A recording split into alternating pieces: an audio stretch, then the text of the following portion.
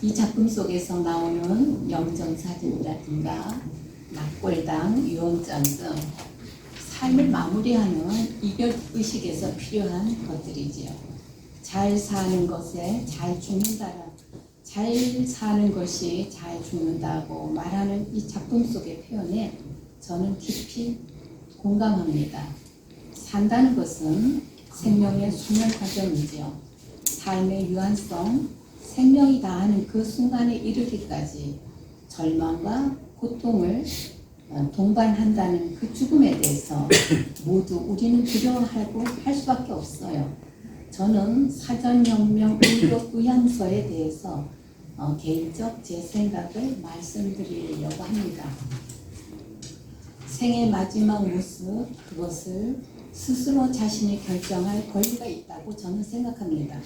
삶에도 품격이 있듯이 생명의 마지막 임종 과정도 최소한의 품위를 갖고자 하는 것입니다. 연명치료라 해봤자 심폐소생술과 인공호흡기에 의존하는 정도로 알고 있습니다. 회생 불가한 상태에서 의사 전달도, 감정 공유도, 의지 표현도 할 수 없는 상태가 무의미하다고 저는 생각합니다.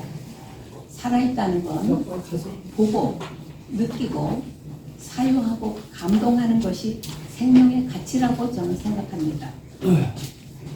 의료기기에 의존해서 하루하루 연명하고 있는 건 박제된 생명체라고밖에 아무 의미가 없다고 판단돼서 저는 사전 의료 연명 의향서에 등록하였습니다. 만 19세가 되면 그 누구나 등록이 가능한 이 제도에 긍정적으로 받아들였습니다. 그래서 앞서 말했듯이 잘 죽는다는 것이 잘 사는 것이라는 것은 자신의 의지로 생활하는 하루하루 매 순간이 의미 있고 귀하지 않을 수가 없는 거죠. 목표를 세우고 사는 사람이 건강하고 오래 산다고 얘기하더라고요. 버킷리스트를 그래서 이제 잘 죽는다는 것이 잘 사는 것이라는 것에 자신의 의지로 생활하는 하루하루가 매 순간이 의미 있고 귀하지 않을 수가 없는 거겠죠. 목표를 세우고 하루하루 사는 것이 건강하게 오래 사는 것이라고 말하더라고요. 요즘 많이 말하는 그 버킷리스트가 있듯이 버킷리스트도 있다고 하더라고요. 하기 싫은 것은 하지 않고 마음 상하는 것은 피해서 할 수 있는 최소한의 자기 그 선택, 그것이 요즘에 그 버킷리스트라고 얘기하더라고요. 그래서 그 마음 상하는 것을 피하고 소소한 일상의 즐거움을 찾도록 하는 것도 자기 존중이라고 저는 생각합니다. 이 작품 속 주인공도 그 트롯 가수에 열광하고 감동 없는 일상에 활기를 찾고 즐거움을 찾습니다. 계절색에 자신을 담아 사진을 찍고 사별하는 남편을 그리워하며 때때로 눈물도 흘리는 그런 특별할 것 없는 인생이 그런데도 저는 평화로워 보였습니다. 그리고 이 작품에서 그 베베라고 등장하는 그 금붕어하고 그 어린 소녀는 이 작품이 그 밟을 수 없는 주제를 갖고 있지만 그 작품 속에서 선명하고 예쁘게 화면 속에서 도드라져 보이는 그 소녀와 금붕어가 감독의 세련된 감각이 돋보였다고 저는 생각합니다. 그리고 두 번째 작품, 당신 자리에서다. 저는 그냥 이 작품에서는 그냥 그 내리사랑은 있어도 치사랑은 없다고는 그 옛말을 떠올리면서 저는 이 작품을 보게 됐어요. 그거는 뭐 그 내리사랑의 그 치사랑을 한다는 건 어쩔 수 없다. 그거는 어쩔 수 없다고 저는 생각을 합니다. 자식도 되어봤고 그리고 부모도 됐지만 언제나 자식에겐 눈먼 사랑에 때로 마음을 다칠 수밖에 없습니다. 내가 그랬듯이 나의 부모님 또한 그러했던 것을 지극히 당연하다고 무심했고 잊을 때가 많았습니다.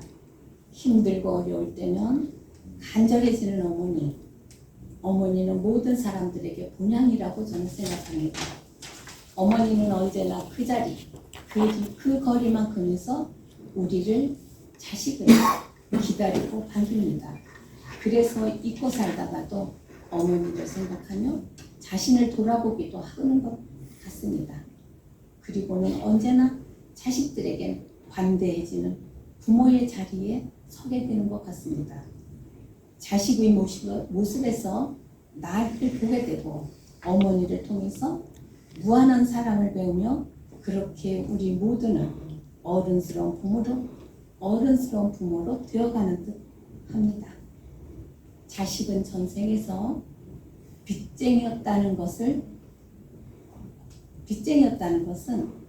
전혀 탕감되지 않는 그 재물을 부모라는 이름으로 상환하고 살고 있는지도 모릅니다. 이상입니다. 위로 동의서를 저희 가족 부부가 좀 동의를 했습니다. 그리고 저가 웰다잉하게 떠날 때 어떻게 떠나야 할 것인가를 책자로 기록으로 남기고도 있습니다. 그래서 이거 그래서 이 영화에는 비춰지지는 않았지만 정말 저희 자녀들을 보면 이건 단편적인 거죠. 저도 자녀들은 묻습니다. 지금 저희가 가지고 있는 저희 부부가 살고 있고 자녀들 다 나가 살고 있죠. 그런데 물어요. 아버지에 대해서 추후에 사후에 어떻게 관리해 줄 건지라는 묻는데 각자 한마디로 아버지 때 거는 아버지가 정리하고 왔어요. 저희가 가지고 지금 정리해야 될 부분이 많이 있습니다.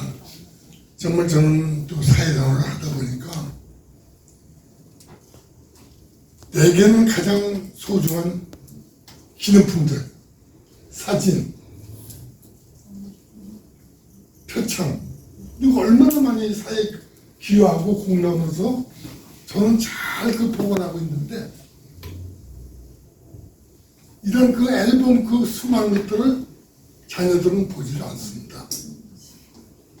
그러면 이거를 어떻게 정리해야 될 것이냐, 무언가를 좀 그래도 남기고 싶어요.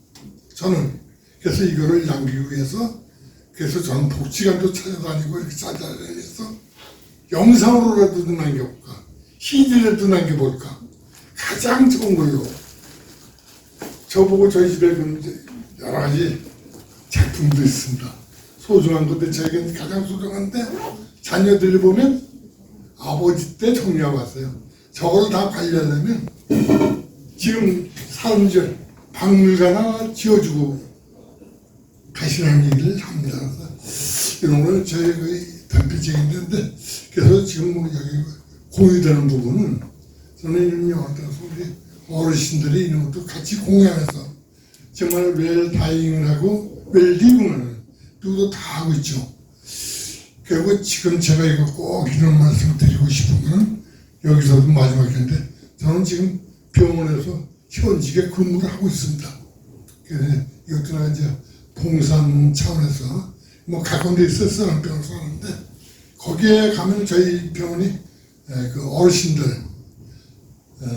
신경과 정형외과 이것이 다 어르신들이라고 하는데 거기 오신 분들의 그 공통점이 뭐냐면 다 7, 80, 90이 되고 그러는데 퇴원하시는 걸 꺼려하세요. 왜일까요?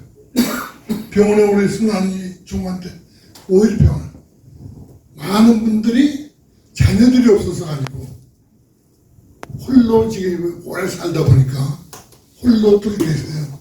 그러니까 오시지 못하시잖아요. 집에 가고 싶은데 자녀들이 원치 않아요.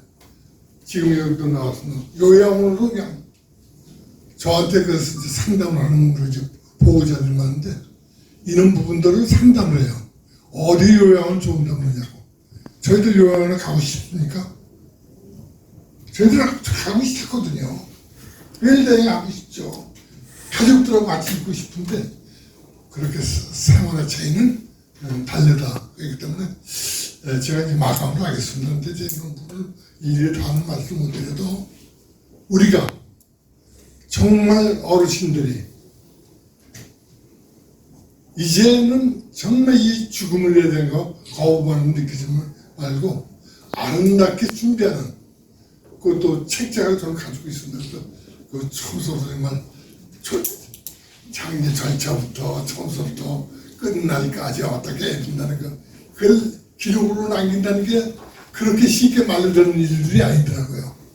그래서 자녀분들도 많이 이런 것이 정말 우리 보지 않습니까? 뭐 여기 영화에 나오지 않지만 장례를 잘못 치르면 그 가정에 큰 문제를 도와줘야 되는데 이런 것이 우리 때는 자녀들에게도 몇 명씩 있지 않습니까?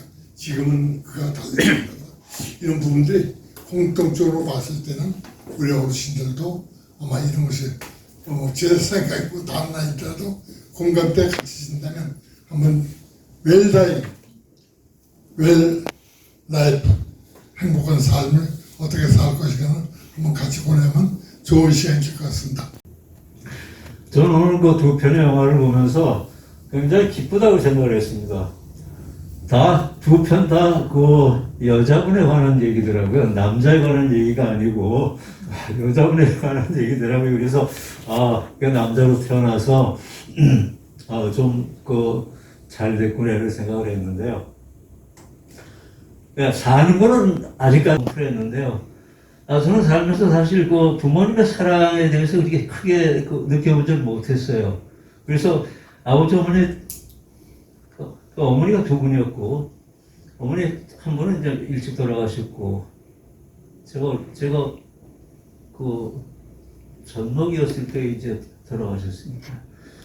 그리고 두 번째 어머니한테는 제가 그 사랑한다는 얘기를, 어머니 사랑합니다 한다는 얘기를 그 마지막에 돌아가시기 전에 그때 한 두 번인가 했어요. 근데 사실 그것도 하게 된 동기가 제가 교육을 받았는데 그 교육 프로그램 중에 마지막에 그런 과제가 있었어요. 부모님하고 부모님한테 사랑합니다 이런 소리를 하는 그런 과제가 있었어요. 그래서 제 본이라기보다는 그 과제를 수행하기 위해서 사랑합니다 이런 소리를 했고, 그 마지막에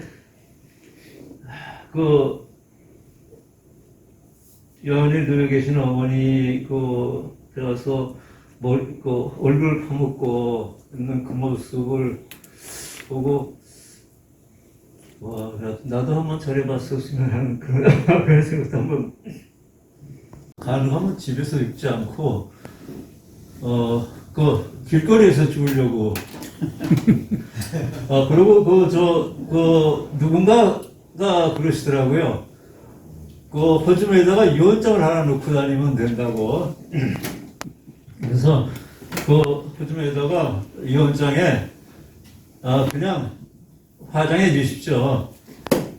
그냥 화장해 주십시오 하고, 요새 화장하게 되면 아마 정부에서 돈을 줄 거예요. 그래서 큰 돈을 허즘에 넣지는 않아도 유언장에 그냥 화장해 주십시오 하고서 이렇게 쓰고 다니면은 나중에 시신을 처리를 해 준다고 그러더라고요. 근데 아까 우리 선생님 사전 요양서도 쓰셨고, 그 다음에 이제 시신 기증도 하셨다고 이제 그러셨는데 이제 존경스럽습니다. 사실 저도 생각은 이제 했는데 사실 아직 마음이 약해서 실천을 못 옮기고 있는데요. 시신 기증은 좀 두렵긴 해요, 사실은. 나중에 제 몸을 갖다 마음대로 막 자르고 베고 꼬매고 이렇게 그걸 견딜 수가 있을까 하는 그런 두려움도 있긴 있는데, 그래도 나중에 시신 기증을 한번 해보려고 지금 마음은 사실 저도 먹고 있습니다. 웰다이 베베 보면서 바로 우리들의 얘기죠. 어떻게 죽을 것인가. 저도 이제 사실 뭐 사전 의료 요양서 몇 년 전에 다 작성했고 시신 기준까지 그리고 장기 기준, 시신 기준까지 다 해놨습니다. 근데 그 과정에서 좀 많은 어려움을 겪었어요. 아들 녀석이 절대 안 된다는 거예요. 그래서 저는 아들은 아들 입장이 있으니까 이제 제 딴에는 아버지 시신을 어떻게 그렇게 처리할 수가 있겠느냐 해서 반대를 많이 해가지고 그 동의를 받는데 한 5년 걸렸어요. 오래전에 이제 다 하려고 그랬는데 결국 이제 허락을 받아서 해놨는데 그래도 아직도 모르죠. 죽고 난 다음에 또 마음이 변하면 또 안 될 수도 있는 건데 일단은 시신기지까지 다 했고 사전 의료요양서도 다 작성을 해서 저희 부부 다 그렇게 하고 있습니다. 했는데 결국 죽음이라는 것은 살아온 과정의 마무리이면서 연장선이죠.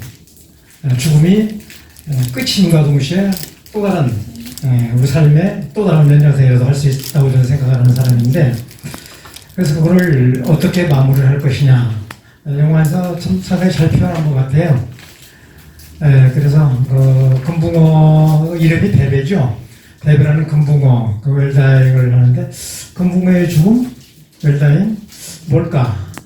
참 조용히 그야말로 추하지 않게 아름답게 죽을 수 있는 게 아마 금붕어뿐이겠죠. 사람은 그렇지 못하죠. 벌써 이제 나이들 먹다 보니까 이제 의거부터 이제 추해지고 아까 이제 좀 먼저 오신 분들하고는 얘기를 나눴습니다만은 살다 보니까 기억력도 인지 능력도 모든 것이 다 떨어지다 보니까 실수 아닌 실수를 하게 되고 또 그런 실수들이 또 같이 사는 사람들, 만나는 사람들과 더불어 대화 과정에서도 마찰로 빚어지기도 하고 그런 과정 속에서 과연 웰다잉을 할 수 있을까를 한번 생각을 해보게 됩니다. 죽을 때 아까 어느 분이 말씀하셨는데 무엇을 남겨주고 갈 것인가도 굉장히 고민을 해야 될 것 같아요. 그래서 저는 제가 가지고 있던 이제 과연 얼마나 남았을까를 생각하다 보니까 미리 정리를 해야 되겠구나 싶어서 사진하고 책하고 다 정리를 했습니다. 요즘은 책이 별로 필요 없는 것 같아요. 지금도 전 도서관에서 지금 책을 빌려가지고 제가 지금 현재 사는 데가 저기 양수리 두물머리예요. 그쪽에서 오다 보니까 책을 한 권 보면서 왔는데 필요가 없는 것 같아요. 그거 자체가 엄청난 짐이에요. 짐 정리하면서 한 7, 8년 전에 한 트럭분 버렸습니다. 제 서구에 있던 걸 몽땅 다 버리다 보니까 그거 버리고 나니까 이제 사진을 버려야 되겠는데 진짜 사진도 버리기 싫죠. 진짜 좀 아깝더라고요. 아까운데 그래 그래도 이건 버려야 돼. 자식들이 나중에 제일 정리하기 골치 아픈 게 사진이라고 그러더라고요. 버리자니 부려워하는 것 같고 놔두자니 그냥 거추장스럽고 과연 거기 그 사진들 속에 내 자식들이 보는 그 사진들 속에 좋은 추억들만 있을 것인가 생각해보면 그렇지도 않을 것 같아요. 그래서 버리자. 그래서 지금 뭐 사진 몇 장 안 남기고 싹 다 버렸습니다. 다 버리고 이제 앞으로 남은 거 지금 내가 현재 쓰고 있는 것들도 최소한으로 줄이면서 버려야 되겠다. 그것도 웰다잉한 과정이 아닌가 생각하면서 웰다잉에 대한 생각은 앞으로도 죽을 때까지 계속 생각을 하면서 정리를 해가면서 가야 되지 않을까 이런 생각을 합니다. 그 다음에 어머니 그 자리에서도 보니까 뭐 노인들의 얘기죠. 저도 몇 년 전까지 저는 3남매를 뒀습니다. 딸 둘에 아들 하나. 근데 딸 둘이 큰딸이 50, 둘째 딸이 49인데 시집을 안 가요. 지금 다 혼자 살고 있습니다. 하나는 외국에 나가 있고 하나는 국내에 살고 있는데 안 간대요. 그래서 왜 그럴까? 자세히 얘기 들어보니까 그 친구들 중에 결혼했다가 실패한 친구들이 의외로 많아요. 그리고 혼자 살면서 그런 걸 보면서 결혼이 결코 행복한 것만 아니구나. 그래서 이거를 결혼을 꼭 하라고 강요할 사항도 아니지 않은가 생각해서 벌써 몇 년 전부터 접었습니다. 접었는데 지들 자유롭게 사는 것도 한 방법이겠구나 싶어서 그래, 이런 인생은 니들이 사는 거야.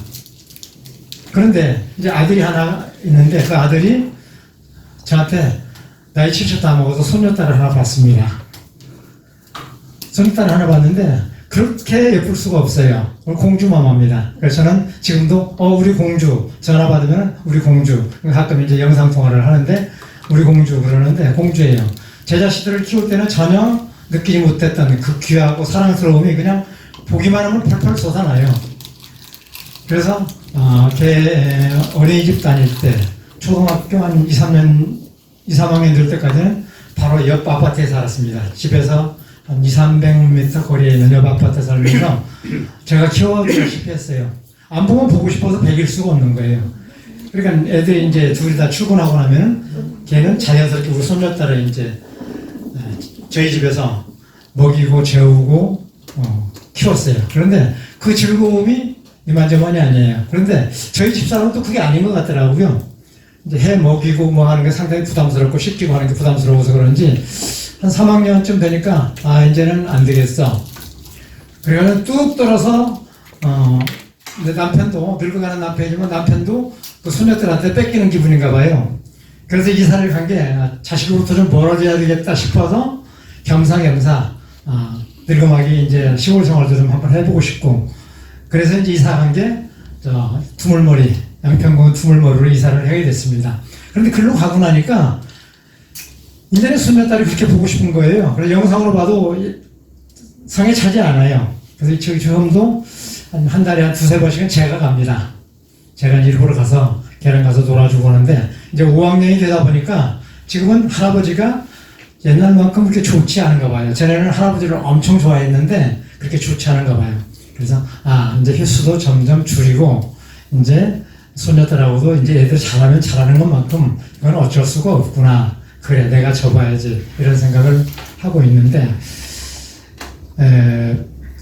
자식에게 부모는 무엇일까? 자식에게 부모는 무엇일까? 부모에게 자식은 그냥 영원한 사랑스러움이고 영원한 걱정거리죠. 영원한 걱정거리인데 자식들 지금 뭐 지들 나름대로 잘 살고 있다고 살고 있습니다만은 그래도 항상 한마디 들을 때마다 전화 한번 받을 때마다 목소리가 조금 잠겨 있으면 혹시 이 녀석들 싸운 거 아니야? 이런 생각이 들고 혹시 뭐 회사에서 무슨 일이 있는 거 아니야? 이런 생각이 들고 걱정거리가 되는데 자식들은 그러지는 않은가 봐요. 아직까지는 자식들한테 영화에서처럼 뭐 그런 얘기를 들어본 적은 없습니다만은 그래도 자식에게 부모는 그런 존재는 아니겠구나. 그러면서 언젠가 그런 얘기를 하더라고요. 제 아들이 어머니, 아버지 두 분 중에 한 분이 돌아가서 혼자 남게 되면 저희가 모시겠습니다. 저희는 저희 부부가 의논을 했습니다. 그렇게 했으니까 그런 줄 아시고 그냥 4시간 동안 두 분이 편하게 사시다가 한 분이 돌아가시면 저희 집으로 저희들이 모시겠습니다 그러더라고요. 그래서 제가 딱 잡아댔습니다. 그러지 마. 그럴 필요 없어. 혹시 너희 엄마는 모르겠다마는 나는 절대로 너희 집에 안 갈 거야. 그건 왜 그러느냐면은 제 주변에서도 이제 많은 사람들을 보니까 부모를 모시는 자식, 3남매인데 저희 3남매인데 누군가가 모시고 있으면 그 부모 때문에 자식들 사이에 문제가 생기더라고요. 아까도 그 오빠가 그 동생한테 야, 너 돈 좀 보내 하는 얘기가 나오죠. 비용 문제뿐만 아니라 사소한 문제에서부터 그런 문제들이 많이 발생하더라고요. 그래서 자식들한테 짐이 되는 거는 절대로 난 싫다. 나는 혹시 내가 혼자 된다고 그러더라도 네 엄마가 먼저 돌아가셔서 그러더라도 나는 절대로 너희들한테 갈 생각 없고 나 혼자 사는 데까지 살 거고 그 다음에 아마 아빠는 자살을 하지 못할 거다. 그렇지만 그러면 결국 요양원이나 요양병원에 가야 되지 않겠느냐. 그거는 아빠가 지금 미리 정신 아직 말짱할 때 미리 유언으로 남겨놓는 건데 당연히 요양원이나 요양병원으로 보내라. 근데 요즘 이제 제가 한 방법을 알았어요. 제 친구 중에 하나가 저는 이제 매주 화요일 날은 친구 4명이서 매주 화요 걷기를 합니다. 그 친구들 중에 한 명이 자기 작은아버지 숙부가 몇 년 전에 돌아가셨는데 이분이 아주 좋은 방법을 가르쳐주고 돌아가셨다고 그러더라고요. 80대 후반에 돌아가셨는데 돌아가실 때가 돼서 몸이 좀 많이 안 좋고 이제 기동을 못 하실 때가 딱 되니까 그때부터 딱 식사량을 줄이더래요.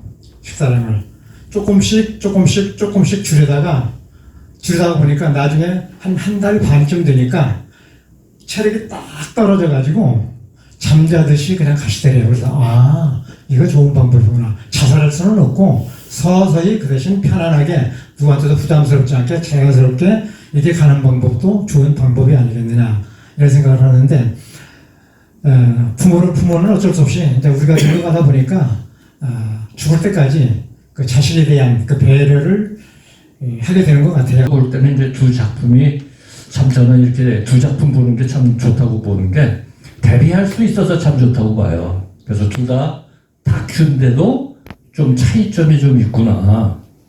그러고 하고 이제 공통점 또 하나는 이제 죽음에 대해서 하는데 하나는 죽고 난 사람에 대한 거기에 포커스에 맞춰서 계속 연결이 되는 거고 두 번째 작품은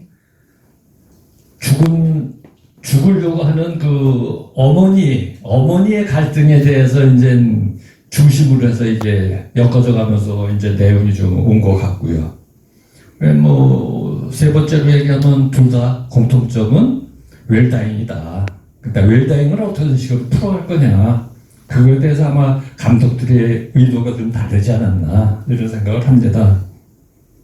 그래서 좀 아까 이제 차이점을 조금 세분화해서 말씀을 드리면은 첫 번째 작품은 이제 돌아가신 남편에 대한 그리움을 주제로 놓고서 쭉 전개가 되는 거고 두 번째 작품은 이제 아무래도 그 어머니의 이제 남편 없는 어머니이긴 한데 이제 죽음을 머지않아서 자기 어머니 죽음을 또 목전에 두면서 갈등도 있고 또 자식과의 갈등이 있는 그런 표현들이 쭉 나오면서 과연 우리들은 그게 이제 피부에 관객들한테는 쏙쏙 받아들여질 것 같아요. 두 번째 작품이.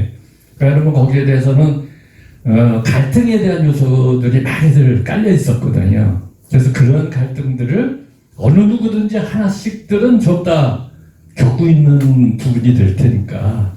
그래서 이제 그런 부분이 되겠고, 촬영하는 쪽 보면은 첫 번째 작품은 아무래도 굉장히 초보적인 일반적으로 그냥 스마트폰 갖고서 쭉 촬영했던 그런 걸로 느껴지고, 이제 두 번째는 그래도 영상들이 촬영하는 영상들이 단편 영화 비슷하게 아주 참 잘 구성이 됐다. 그렇게 되어서 그래서 최종적으로 봤을 때는 아마 첫 번째 작품은 좀 밝은 그런 그 표현으로 해가지고서 구성이 됐고 두 번째 작품은 좀 갈등으로 인해 가지고서 나온 작품이라서 조금 힘겹게 느끼는 그런 작품이 아니었나. 그래서 세부적으로 되게들 아까도 여기 나와 있긴 하지만은 사전 연명 의료 의약문가 그것도 있고 유서 얘기도 있고 그다음에 여러 가지가 있는데 궁극적으로 사실은 과거에 우리가 경험해보지 못하는 그러한 것을 우리가 지금 살고 있지 않나. 우리 과거 세대들은 유교 사상을 바탕으로 해서 이제 부모님 모시고 자식 잘 기르고 이렇게 가는데 현재는 이게 경제가 급속도로 발전하면서 그러한 정신적인 세계가 무너져가지고 굉장히 지금은 이제 새롭게 정립을 해서 가야 되는 부분이기 때문에 자꾸만 웰다잉 얘기 나오고 그러면 과연 우리는 어떤 방향으로 가야 될 거냐 해가지고서 이제 다양한 얘기가 나오고 있는 것 같습니다. 그래서 저는 오늘 그래도 이종순 선생님이 작품 해결을 참 잘해주신 것 같아요. 그래도 모처럼 뜻깊게 아주 재미있게 잘 봤습니다. 그래서 이제 제 입장에서도 사실은 지금 그런 준비는 하고 있습니다. 아직은 시기상조라고 했는데 첫 번째 작품에서 그 얘기가 나오더라고요. 난 죽는다는 생각 없이 살았어. 그게 저는 가슴에 팍 와닿더라고요. 난 죽으면은 어떻게 해야 될까? 그 다음에 집사람이 제가 먼저 죽으면 괜찮은데 집사람이 먼저 죽을 때는 어떤 준비를 하면서 살아야 될까? 내가 굉장히 아플 때 요양병원은 죽어도 난 못 가겠다 하는 그 목표를 세우고서 지금 살고 있습니다. 근데 그게 한 2, 3년 지나니까 허물어지는 거예요. 뭐냐면은 조선족들이 많이 이렇게 와서 우리 요양병원 가서 일을 하고 있는데 앞으로 저희 10년 후에는 조선족이 케어해 줄 수가 없는 걸로 알고 있어요. 왜냐? 거기도 젊은 세대들이 그쪽 일도 안 하고 한국 오지도 않을 거란 얘기예요. 그러면 이제 우리가 해결을 해야 되는데 어떻게 해결할 거냐? 전문기관에 있는 그 사람들도 해결책이 없는 것 같아요. 왜냐면 우리도 고령화로 가고 막 이런 거 있어서. 그래서 이제 그러한 제시는 참 가슴 푹푹 가서 닿아서 굉장히 좋고, 제가 아까 뭐 발표하시는데 자꾸만 핸드폰 좀 보고 그래서 죄송한데, 무궁화 꽃이 피었습니다가 처음에 아까 그 두 번째 작품에서 나오는데 끝날 때도 정말 강조를 했단 말이에요. 무궁화 꽃이 피었습니다. 과연 무슨 의미로 감독은 이걸 첫 번에 제시하고 끝날 때는 뭐 오디오로 끝냈다고는 하지만은 끝날 때도 그렇게 했는데 과연 그러면 무궁화 꽃이 피었습니다를 뭘 던진 거냐. 이게 저 오늘 처음 그 인터넷 찾아보면서 봤는데요. 이게 일본에서 온 놀이라네요. 근데 일본을 또 쳐들어가서 보면은 일본 게 아니라 세계 각국의 여러 그 이런 유사 놀이가 있었대요. 그래서 일본도 그걸 받아들인 거다. 근데 인터넷 저 핸드폰 갖고서 이걸 찾아보니까 명확하게 뭐 안 나와 있더라고요. 이 의미가. 근데 이제 우리나라에서 무궁화 꽃이 피었습니다는 그 뭐 독립 운동하는 그러한 걸 생각을 해서 우리가 독립하는데 뭘 찾자 하는 그거를 뭐 이렇게 비유해서 이렇게 뭐 놀이를 뭐 했다 하는 그게 잠깐 써져 있더라고요. 그래서 그렇다면은 우리가 죽음에 대해서 뭘 찾을 것이냐 하는 걸 감독은 좀 제시하지 않았겠나 뭐 이런 생각을 갖고요. 첫 번째는 지하도에서 이렇게 뭐 금붕어 봉지인가요? 그거 이렇게 보면서 나오는데 저거는 왜 처음에 왔다가 맨 끝에 바다에다가 버릴까 할 때 저는 이공계에서 참 그게 좀 그렇더라고요. 저게 금붕어도 아니고 저 열대어 같은데 저게 바다의 열대어는 아닐 텐데. 네? 저걸 바다에 저걸 왜 하는 의문이 다 들었습니다, 저는. 근데 어떻든 간에 이 한 생명체를 발견해서 그 어린애가 갖고 있다가 맨 마지막에 그 넓은 바다를 향해서 이제 자유스럽게 가는 그런 의미로 좀 하지 않았나. 먼저 이중순 영화 도수분 오늘 잘 들었습니다. 이 동문순 도수분이 제가 그 해설을 하는 거를 세 번째인데 오늘 제 평가가 좋다고 생각이 됩니다. 감사합니다. 저의 복장은 왜 이렇게 나왔냐면은 역시 사는 동안 내가 해볼 것을 해보고 싶다. 그래서 오늘은 랩 복장으로 하고 왔습니다. 오늘은 요요요. 오늘 또 내가 왔어. 영어 도슨튼 광장에 왔었어. 이렇게 오면서 오늘은 즐겁게 와서 뭔가 생각하고 먹고 가자고 이제 생각하고 왔습니다. 영화 두 편을 봤는데요. 물론 영화가 스토리가 이제 노년에는 거의 그 비슷하고 흡사하는 건데 이번 소재는 상당히 또 특이하고 구성이나 스태프들, 연출들이 아주 웰다잉을 표현을 잘했어요. 그 다음에 필름이라든지 그 다음에 그 현상이라든지 그런 게 좋았던 것 같습니다.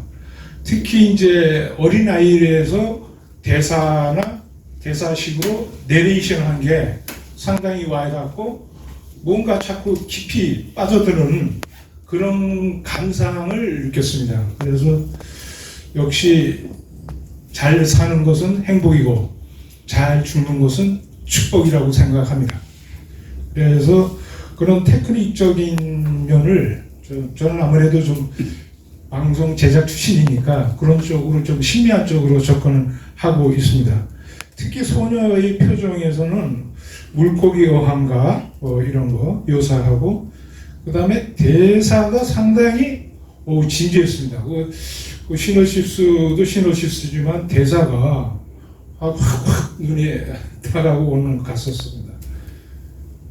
그래서 이제 세상의 의미, 그 다음에 노래, 어항, 인터뷰에 대해서 어떤 삶에 대해서 묘사하고 싶었던 것 같습니다. 그렇게 저는 이제 1편은 그렇게 느꼈고요. 당신과 사이에 서서 첫 시는 상당히 무궁화꽃이 피었습니다 해서 엔딩도 무궁화꽃이 피었습니다. 첫 장면 영상으로 해주고 끝물에는 오디오로 이제 마감을 했습니다. 그래서 그런 묘사가 처음에는 왜 그렇게 좀 단순하게 전개되는 줄 알았는데 그 대사와 용돈, 그 다음에 아들과 자식들, 요즘에서는 누구나 가정사를 느낄 수 있는 것 같아요. 그래서 마지막 장면은 요양으로 들어가서 엔딩 장면이 어머니와 호건이 감싸는, 마치 내가 태어났을 때 아기로서 어머니 품에 안기는 그런 묘사가 상당히 탁월했다고 봤습니다. 간단하게 이상으로. 영화 도슨트라는 것을 어떻게 해야 되는가 하는 것을 제가 이렇게 포지셔닝을 하는데 좀 혼란을 겪은 중에 하나입니다. 왜냐하면 저는 이제 어떻게 생각을 했냐면 도슨트는 박물관이나 미술관이나 그런 데서 그 작품을 해설해주는, 또 안내해주는 그런 역할을 하는 걸로 생각을 하고 했었는데, 지금 이제 오늘은 뭐 특수한 경우인지는 모르겠는데 진행되는 그런 내용은 이 상영하는 영화가 제시하는 주제하고 우리 인생하고 어떤 연관이 있는지, 그런 부분에 대한 각자의 경험을 얘기하거나 아니면 무슨 생활의 지혜 같은 것을 서로 주고받는 그런 건지, 아니면 이제 그 처음에 말씀하셨듯이 우리가 이 영화를 노인센터가 아닌 여기서도 하지만 여기나 아니면 다른 제3자가 볼 수 있는 그런 장소에 가서 상영을 하면서 그 제3자들한테 이 영화에 관한 이야기를 해주는 것이 우리 도슨트가 해야 할 그런 역할인지, 그런 거가 이제 조금 약간 혼선이 생기는, 그래서 이제 그게 왜냐면 제3자한테 영화에 대한 소개를 하더라도 영화 상영 전에 소개를 할 건지 하고 상영한 후에 그 영화를 본 감상이 어땠는지 하는 거에 따라서 또 다를 거거든요. 우리가 이제 소위 얘기하는 관객들하고 얘기를 해야 될 방향이. 그래서 좀 더 사실은 몇 번 지나면서 어떻게 진행하시는지 그걸 보고 제가 말씀을 드려야 되는 게 맞다고 생각하는데, 오늘 하루는 뭐 이번 이 모임도 다 끝나지도 않은 상태에서 이런 말씀을 제가 드려서 죄송스럽게 생각을 합니다. 을 대상으로 하는 그런 영화다 보니까 이제 앞으로 죽음에 대해서 어떻게 준비를 해야 되는가 이런 내용들이 보여지고 있는데, 글쎄 이런 걸 준비한 분도 계시지만 준비하지 않은 분도 계시기 때문에 영화를 통해서 죽음을 생각하겠다 이렇게 표현을 한 것 같습니다. 그래서 단지 이제 저희 도스 활동하시는 우리 선생님들이나 이 관람하는 분들만 보실 게 아니라 많은 분들이 앞으로 이거 죽음에 대해서 이 영화를 통해서 좀 이렇게 생각을 했으면 하는 이런 생각을 제가 좀 해봤습니다. 두 번째 작품에 있어서는 이제 이 부모가 자식하고 같이 이렇게 동거하는 그 생활에 대해서 좀 이렇게 좀 비춰졌는데, 사실 이게 현실적인 겁니다. 그래서 그 감독을 이제 현실을 갖다가 영화시켜서 저희에게 이렇게 보여주고 있는데, 뭐 세상이 이렇게 그 급하게 돌아다 보니까 결국 부모가 그 손자, 손녀를 부양하지 않으면은 그 자기 자식들이 그 생활할 수 없는 그런 모습을 이렇게 보여주고 있어서 참 어떤 면에서는 비참하기도 합니다. 왜냐면은 그 부모가 자기 노후에는 편하게 생활해야 되는데 손자, 손녀를 돌봐야 되고 또 그걸 편안하게 잘 돌보면 되는데 어디 사고라도 하거나 하게 되면 사실 항상 그 긴장 상태에 있다 이렇게 보시면 되겠고, 그러면서 이제 그 또 부모로도 그 자식이 떠나야 됩니다. 얼마 전에도 제가 그 며칠 전에 결혼식에 갔다 왔는데 결혼을 했는데도 불구하고 아직까지 자식 생각하고 있더라고요. 또 어떤 친구는 제 친구가 되겠는데 결혼한 그 자식 아들이죠. 아들 집에 갔다 갑니다. 그래서 불편한 걸 갖다 얘기했더니 왜 신혼집에 왔습니까? 또 그러더래요. 그래서 이 녀석은 안 되겠다. 내가 갖고 있는 돈은 전부 다 다른 자기 딸한테 줘야겠다 이런 생각을 했다는 걸 보면 역시 그 부모하고 나이가 먹어서도 자식하고 산다는 게 그렇게 쉽지 않다. 이런 걸 영화를 통해서 저희는 얘기를 많이 들었습니다. 그렇지만 또 이런 스크린을 통해서 본다면서 많은 걸 배우지 않나 이렇게 생각합니다. 그래서 두 영화가 우리 이종순 선생님한테 아주 딱 맞는 그런 영화가 아닌가 이런 생각이 들었고요. 그리고 오늘 대가족이 이렇게 되다 보니까는 아주 뿌듯하네요. 들어오면서부터. 예. 그리고 많은 그 얘기를 나누면서 저한테도 많은 공부가 된 것 같습니다. 두 영화 뭐 어떤 게 더 우수하다 뭐 이런 걸 떠나서 참 주제도 좋고 작품성도 참 훌륭했다는 생각이 들어요. 이게 영화인지 현실인지 바로 우리 안방에서 옆집에서 일어나고 있는 아무 거부감 없이 편안하게 봤던 것 같습니다. 우선 저는 그 당신이 자리에 서다에서 그 기차 타고 어머니를 회상할 때에 저도 어머니 생각이 나서 그런지는 모르겠습니다만은 눈물이 날 정도로 공감이 되더라고요. 예. 지금 많은 그 어머니 세대들이 뭐 거의 비슷한 고민들을 하지 않을까 이런 생각을 해봅니다. 저희 어머니하고 이렇게 비추어서 볼 때 저희 어머니는 아들이 사형제였어요. 제가 막내가 됩니다. 그러다 보니까 지금도 늘 어머니 생각하면 우리 어머니는 딸이 없어서 참 외로우셨어 하는 걸 느낍니다. 그래도 영화 속에 그 어머니는 그래도 딸이 있었잖아요. 그 마지막에 가서 손잡아주고 가슴에 얼굴을 묻고 하는 딸이 있기 때문에 그 할머니는 그래도 행복하신 마지막을 이렇게 보내시지 않을까 이런 생각을 합니다. 저는 그 의로 연명 위향서죠. 이걸 오래전부터도 생각을 하고 있습니다만은 실천에는 못 옮겼어요. 늘 저희 집사람하고도 한번 가야지 아직 그러고 있는 입장입니다. 근데 20년 전에 저희 사촌 형님이 그때 갑자기 젊은 나이에 돌아가셨어요. 그래서 형제들이 모여서 다들 뭐 호흡기를 꼽지 않습니까?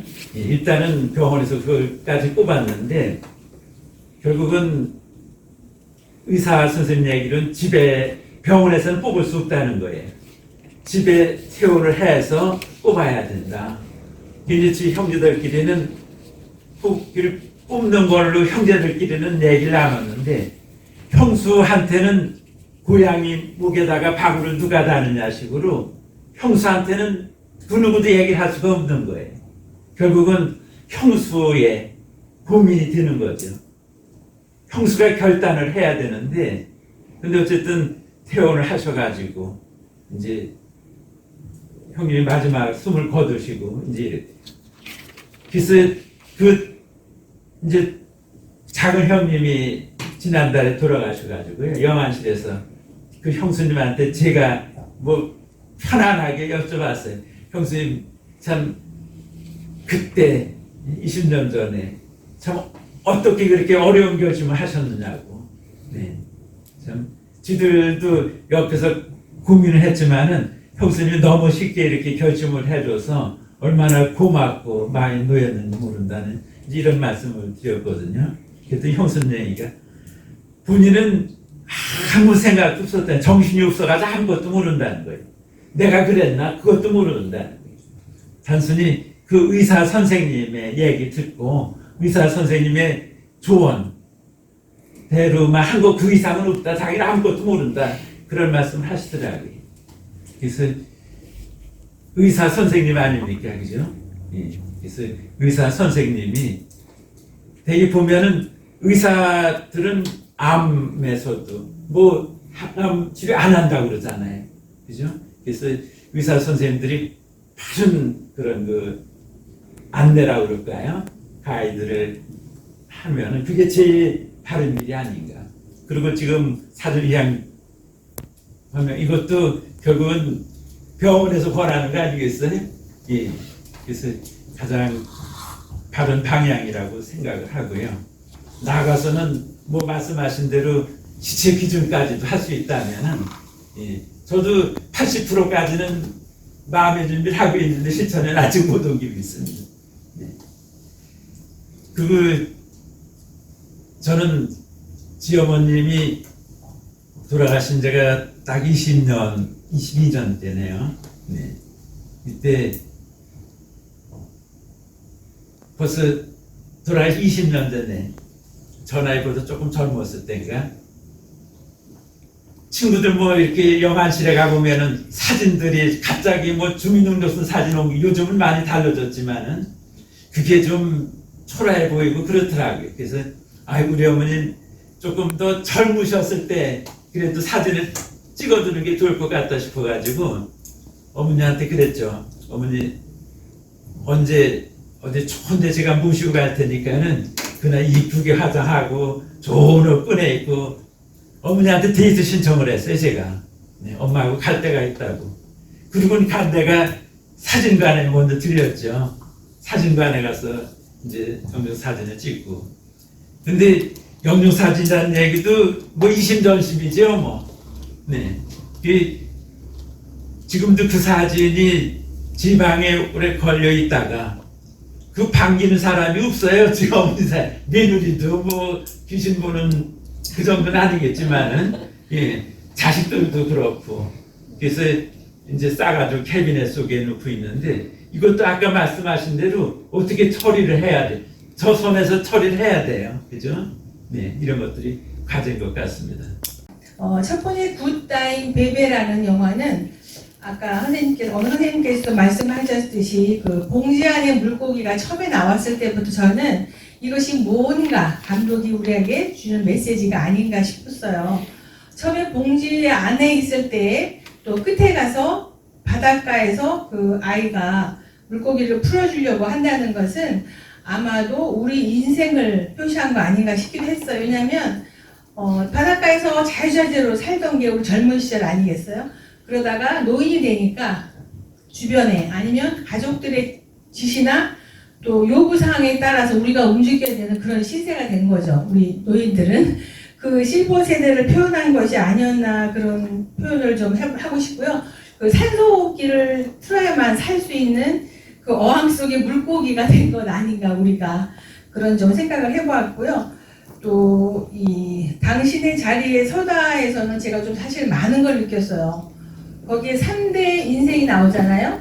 손자, 본인, 또 어머니가 이렇게 나오는데 저는 아까 선생님 바로 말씀하신 선생님도 막내시라고 저도 막내입니다. 근데 아버지를 친정아버지가 돌아가신 게 거의 한 30년 가까이 됐는데요.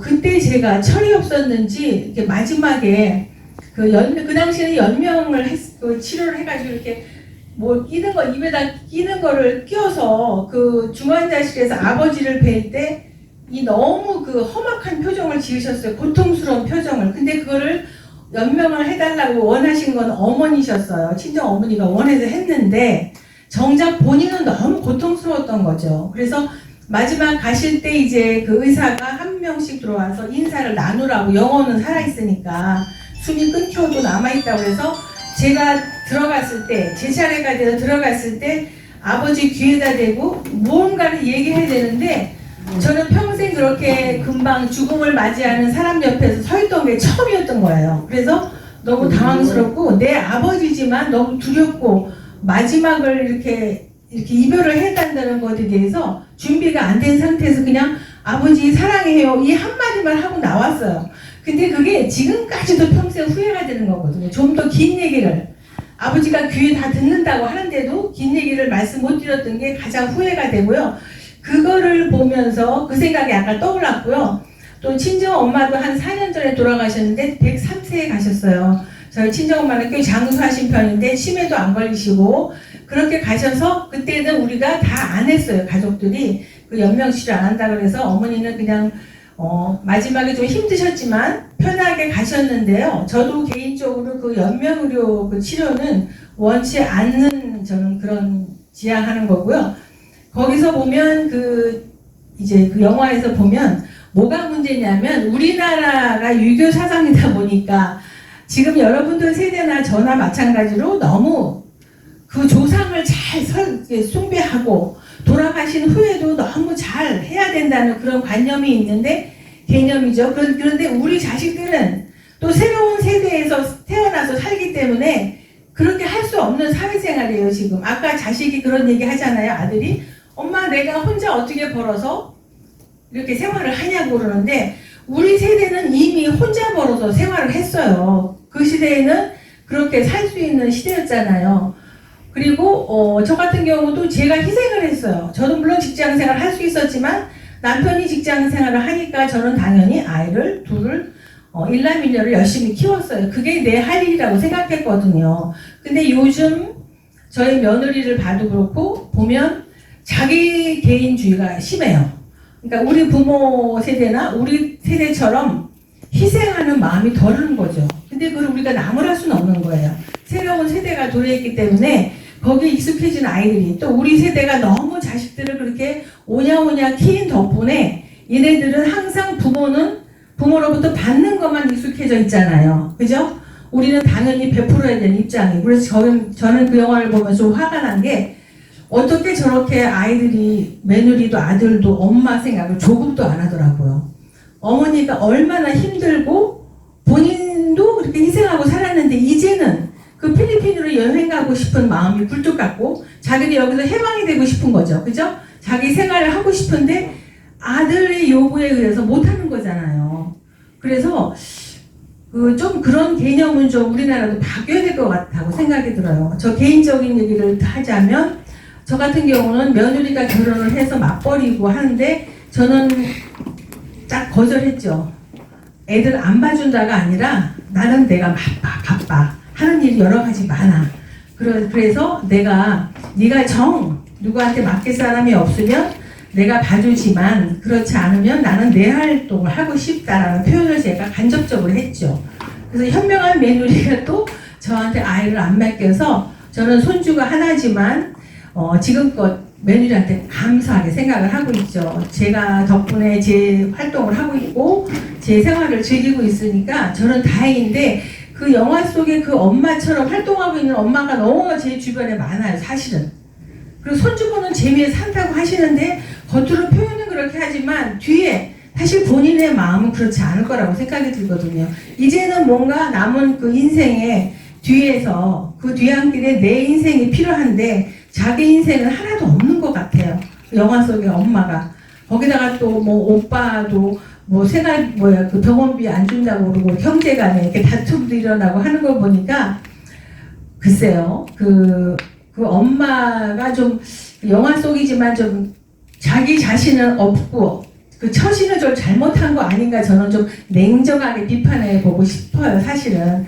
그래서 이 그 두 번째 영화는 너무 현실적인 거라서 아마 그 극장에서 상영을 한다면 아까 오늘 선생님 말씀대로 관객들의 호응이 굉장히 대단할 것 같고 이거 내 얘기야 막 이러신 분이 많을 것 같아요.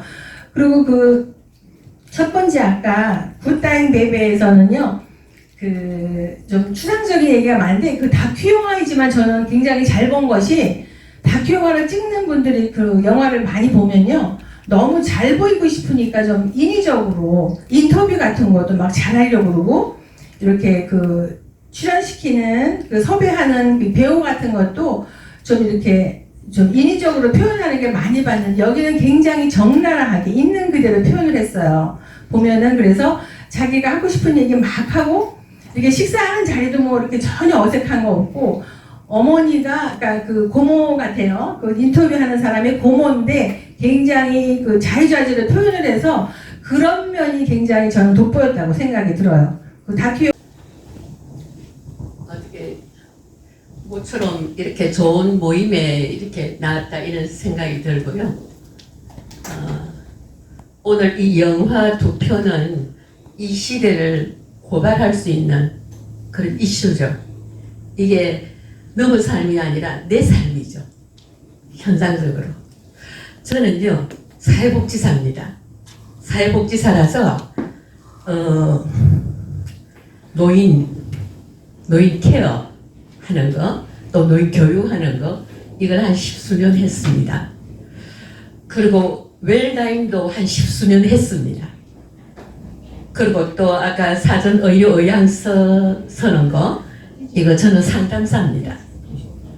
그래서 이제 이걸 조금 먼저 접했는데 제가 이제 완전히 코로나 하면서 이제 은퇴를 하고 전부 다 내려놓고 이제 아들하고 지금 같이 살고 있는데 지금 우리 사전 의료 양서나 이거 웰다잉 이게 전부 다 이론이고 살아있는 사람들의 얘기지. 임종 환자들의 입장에서는 더 절실하거든요. 그런데 제가 10수년 전에 이거 웰다잉이 이게 이슈가 될 때 그때부터 했는데 그때 이론적인 걸 가지고 강의도 하기도 하고 또 얘기도 하기도 하고 이래 할 때 내 입장에서는 나는 아니다. 나는 아닌데 노인들의 삶이 이래야 된다. 죽으면 이래야 된다. 왜 사느냐. 다 죽는다. 언제 죽을지 모른다. 뭐 이런 거 가지고 얘기를 하니까 다들 공감은 했는데 지금 10년이 지나니까요. 세상이 계획됐잖아요. 그리고 또 우리 이 코로나 이전하고 이후하고 지금 삶이 다르잖아요. 그때 우리 어르신들의 그 삶은 세상에서 뭐 다 한가닥 하고 다 이런 삶인데 지금 가서 무슨 얘기를 하겠어요? 젊은 아이들이 너무 빠른데 제가 집에서도 우리 손자들한테도 이게 할머니는 가르치도 맨날 모르고 또 물어요 뭐 몇 번을 물어서요 이렇게 하는데 그게 서럽을 당한다 말이죠. 서럽을 당하는데 그건 어쩔 수가 없잖아요. 우리는 자꾸 노쇠에 가고 기억력은 퇴세에 가는데 시대는 너무 앞서가니까 그래서 우리가 어떻게 살아야 되는가 이게 정말 이슈. 뒤에 그 손자 다치게 해가지고 그 며느리한테 그 태박 맞고 보따리 사는 거 나왔잖아요. 저걸 어쩌나 저게 우리 일상이거든요. 저도 당하고 있어요. 그런데 그래서 그분은 또 갈 데가 있어서 어머니 그 요양병원을 갔잖아요. 어머니 보러 간 거 아니에요. 물론 어머니가 계시니까 그래 하고 그 가서 우는 거는 자기 스스로 우는 거예요. 어머니가 너무 감사하게 해줬는데 어머니가 여기 누워 계신다 그것 때문에 우는 거 아니에요. 내가 의한고 남편도 없고 자식은 저렇게 아들까지 나한테 대박을 주는데 가진 돈은 없고 이런 사람들 대박이에요. 그래서 그 사람 그 다음이 어떻게 되는가 나는 그게 좀 이슈인데 생각했는데 그냥 그래서 끝났어요. 해피엔드예요. 근데 그 이후에 그걸 우리는 논해야 됩니다. 얘기해야 됩니다. 제가 이래 자꾸 이런 얘기는 제가 한번 읽어드리겠습니다. 그런데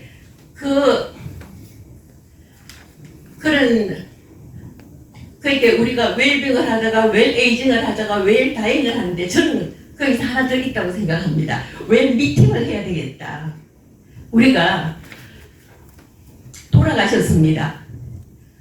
아이고 아버지 떠나셨습니다.